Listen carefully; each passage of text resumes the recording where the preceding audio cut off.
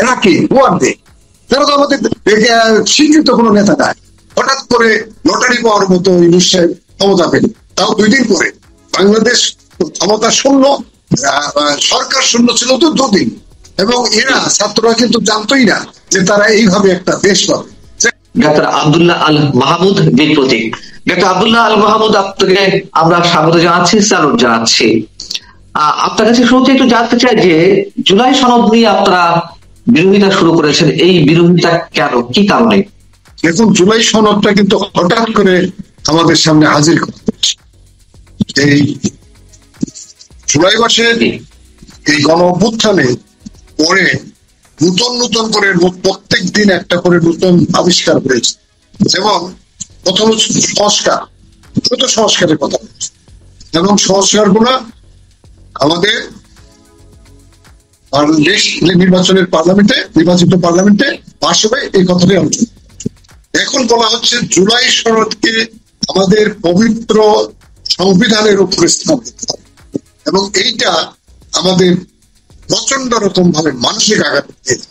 কারণ আমরা যে সংবিধান মুক্তিযুদ্ধের 9 মাস মুক্তিযুদ্ধের মাধ্যমে আমরা একটা দেশ স্বাধীন করেছিলাম, সেই স্বাধীন দেশে সমস্ত বিজ্ঞ নাগরিকরা, বিজ্ঞ মানুষেরা এই সুচিন্তিত ভাবে আমাদের মুক্তিযুদ্ধের ফসল হলো আমাদের এই সংবিধান, কারণ আমরা মুক্তিযুদ্ধ করে দেশ পেয়েছি। এবং এই নূতন সংবিধান অতি উন্নত মানের সংবিধান। কিরকম যে আমরা মুক্তিযুদ্ধ করেছিলাম, বিশেষ করে মুক্তিযুদ্ধ পাকিস্তানের ইসলামী তন্ত্র এবং এই নির্যাতন, এর বিরুদ্ধে কিন্তু যুদ্ধটা ছিল, এবং বাঙালি নির্যাতন। তো সুতরাং বাংলা ভাষার উপরে, বাঙালিদের উপরে টোটাল নির্যাতনের জন্য কিন্তু মুক্তিযুদ্ধ হয়েছে, এবং এই মুক্তিযুদ্ধে আমরা বিজয় অর্জন করেছি। বিজয় অর্জন করার পরে আমাদের মুক্তিযুদ্ধের যে চেতনা, সেই চেতনাটা হলো গণতন্ত্র, ধর্মনিরপেক্ষতা এবং সমাজতন্ত্র, দরিদ্র মানুষের জন্য।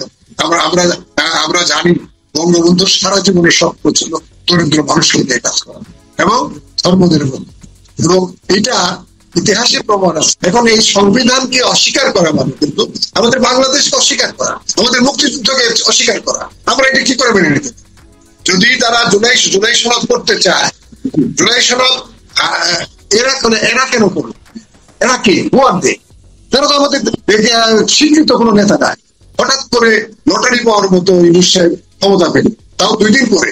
বাংলাদেশ ক্ষমতা শূন্য, সরকার শূন্য ছিল তো 2 দিন, এবং এরা ছাত্ররা কিন্তু জানতোই না যে তারা এইভাবে একটা দেশ পাবে।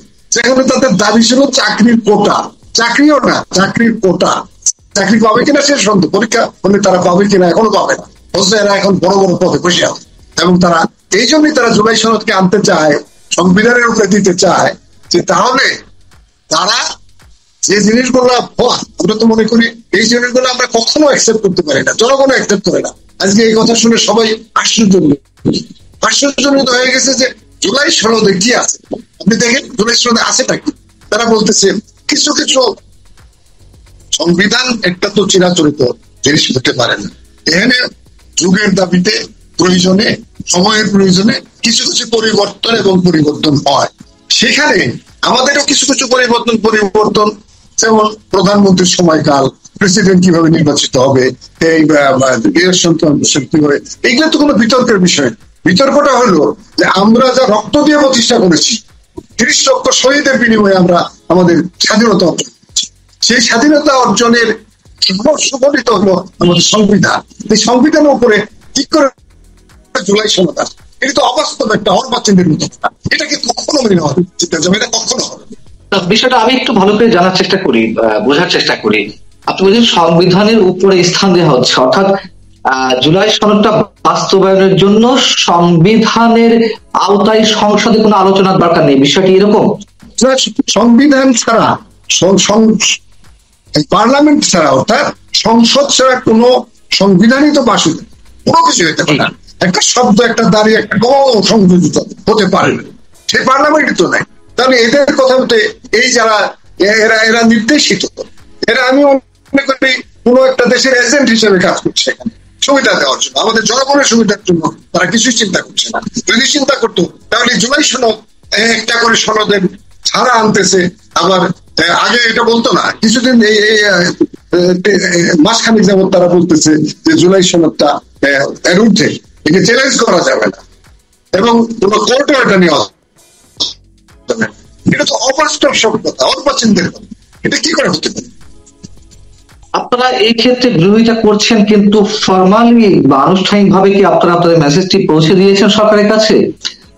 একটা সরকার ব্যবস্থা তো রয়েছে, কর্তৃপক্ষের কাছে আমরা সরকারের কাছে, আমরা আমাদের মঞ্চ ৭১ কিংবা মুক্তিযোদ্ধাদের সংগঠন তো আলাদা এরকম পলিটিক্যাল সংগঠন, কিন্তু আমরা সমর্থন দিয়েছি যে বলতেছি, যেমন ধরেন এই যে পলিটিক্যাল দলগুলো আমরা অভিনন্দন জানাই, আমি বিশেষ করে অভিনন্দন জানিয়েছি যারা এই কথাটাকে যে আমাদের সংবিধানের ৪ মূলনীতির বাইরে আমরা যাবো না, এটা মানা হবে না। গণফোরাম, ১৯ পার্টি, জাসদ, বাসদ এক অংশ, এরা কিন্তু এটা জানিয়ে দিচ্ছে এবং আমরাও মঞ্চ ৭১ মাধ্যমে আমরা বলতে চাই যে আমরাও কখনো আমরা মানবো না এবং এটা করার কোনো অধিকার এই সরকারের। তাহলে এই সনদ পাশ করবেই, যে প্রক্রিয়ায় এগোচ্ছে, যদি রাজনৈতিক দলগুলোর মেজরিটিকে তারা ঐক্যবদ্ধে নিয়ে আসতে পারে, তারা পাশ করে ফেলবে এই জুলাই সনদ। সেক্ষেত্রে আপনাদের করণীয় কি? এরা যেটা পাশ করে ফেলবে সেটা কি পাশ হলো? কনস্টিটিউশন তো তা বলে না। আপনার চাই কিছু এই সরকার করবে, এখন করবে, এইটা নির্বাচিত পার্লামেন্টে পাশ করতে হবে এবং নির্বাচিত পার্লামেন্টে যারা যাবে, যারা যেতে পারে, তারা কিন্তু এর বিরোধিতা করছে, যারা যেতে পারে। কিন্তু আমরা মনে করি না যে পার্লামেন্টে এটা পাশ করলেও, আমি মনে করি যে জাগ্রত জনতা, আমরা মুক্তিযোদ্ধা, এটা আমরা মানব, কোন অবস্থাতেই মানব। আপনারা মানলেন না, কিন্তু তারা কাজ দিল না, লাভটা কি? একটা যদি আমরা যদি জনগণের সাথে নিয়ে এটাকে বিরোধিতা করি, এরা পাশ করতে পারবে না, এটাও আপনাকে আমি নিশ্চিত করতে পারি। আমরা বিরোধিতা করবো, এইটা অর্ডিনেন্স করে এই ধরনের কথা বলতেছে। কিন্তু আমার তো মনে হয় না বাংলাদেশের যে রাজনৈতিক দলগুলো সংস্কার নিয়ে কথাবার্তা বলতেছে, এরা বৃহত্তর দল এটার বিরুদ্ধে, দুই একটা ছোট দল আমাদের ছাত্রদের এই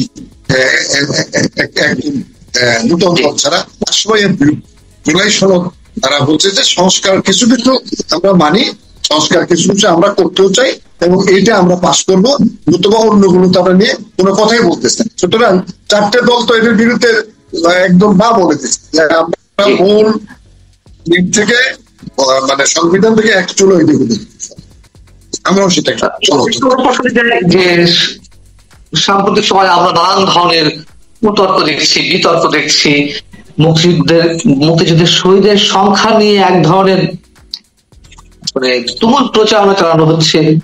যখন আপনি শোনেন একজন বীর প্রতীক মানে খেতাবপ্রাপ্ত মুক্তিযোদ্ধা হিসেবে, তখন আপনাদের অনুভূতিটা কি? যে এখানে লাখ লাখ মানুষ, 30 লাখ মানুষ শহীদ হলেন, সেখানে এখনো অনেক উল্লেখ করছেন, তথ্য প্রমাণ দেওয়ার চেষ্টা করছেন, এস্টাবলিশ করার চেষ্টা করছেন যে মুক্তিযুদ্ধে নিহত হয়েছেন 2000 ব্যক্তি।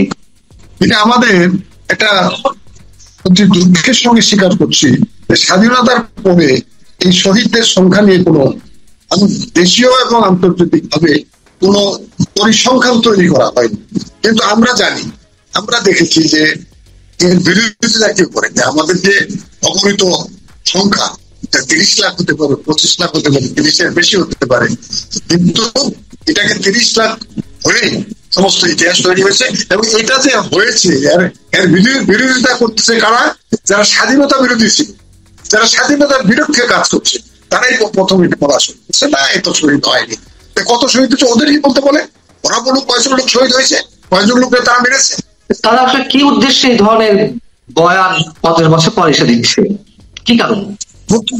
এটা মুক্তিযুদ্ধকে খাটো করা, একটা 9 মাসের একটা রক্তক্ষয়ী মুক্তিযুদ্ধের মাধ্যমে এত এত এত প্রাণের বিনিময়ে একটা স্বাধীন হয়েছে, এইটা যারা বিরোধিতা করেছে তারা তো এটাকে মানতে পারে না।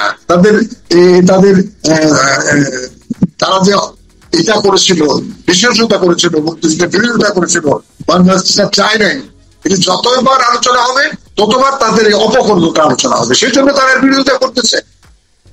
একদম পরিষ্কার, কত লোক শহীদ হয় নাই, কত কিছু যায় নাই, ভারত সাহায্য করে নেই, ভারত তাদের সুবিধার জন্য সাহায্য করেছে। এই ধরনের কথাগুলো আমরা স্বাধীনতার পর থেকে এই যে আমরা শুনেছি, ওই গ্রুপের লোকগুলা এই কথাগুলো বলতো, কিন্তু খুব আস্তে আস্তে বলতো, কারণ তখন হয়তো কিন্তু প্রশাসনের ভর কেন্দ্র তো এখন এই মুহূর্তে তারাই, প্রশাসনের ভর কেন্দ্র তো এখন তারাই অবস্থান করছে। স্বাধীনতা বিরোধী শক্তি হিসেবে আমরা যা দেখছি, বা আপনারা যাদেরকে উল্লেখ করছেন জামাতে ইসলামের কথা, তারাই সবকিছু নিয়ন্ত্রণ করছে।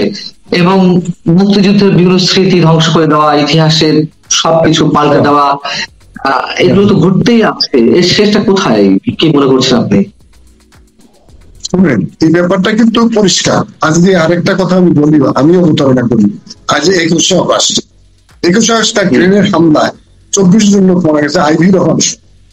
সেখানে আজকে বলতেছে যে এই ঘটনা এদেরকে খালাস দেওয়া হচ্ছে। ভালো, এরা যদি করে না থাকে, 21শে আগস্ট তো হয়েছে, মানুষ তো নিহত হয়েছে, তাহলে এনারাই বলুক, আমাদের শ্রদ্ধেয় বিচারক মন্ডলী বলুক, তাহলে ভয় থেকে অস্বীকার করুন যে এই ঘটনাটা হয়নি, নতুবা বলুন কারা করেছে। এরা করেনি আপনারা বলতেছেন, তখনকার বিচারকরা বলছে এরাই করেছে, ওদের শাস্তি দিয়েছে, ফাঁসি দিয়েছে, যাবজ্জীবন দিয়েছে। আর এখন ইনারা, আমি তো মনে করি আদালত অনুমোদন করা হবে কিনা আমি জানি না, তবুও আমি বলি যে কর্তা ভজা বিচার ব্যবস্থা হবে, মানে কর্তা যা চায় তাই করে। এটা আমরা দেখে আসতেছি। তাহলে আমাদের তাহলে তৃতীয় পক্ষের একজন লোককে আনতে হবে যে এটা কোনটা ঠিক। এইরকম আমাদের সময় যে যুদ্ধের পরে যে জিনিসগুলো হলো, সেই জিনিসগুলো আমরা রক্ষা করতে পারিনি। এরা এখন নতুন করে, যেমন ধরেন এরা বিচার চাচ্ছে। কি বিচার চাচ্ছে? যে বিচারিক হত্যাকাণ্ড। জামাত ইসলাম বলতেছে বিচারিক, অর্থাৎ যে রাজাকার, যে স্বাধীনতা বিরোধী, যে হত্যাকারী, তাদের যে ফাঁসি দেওয়া হয়েছে, এটাকে তারা বলতেছে বিচারিক হত্যা।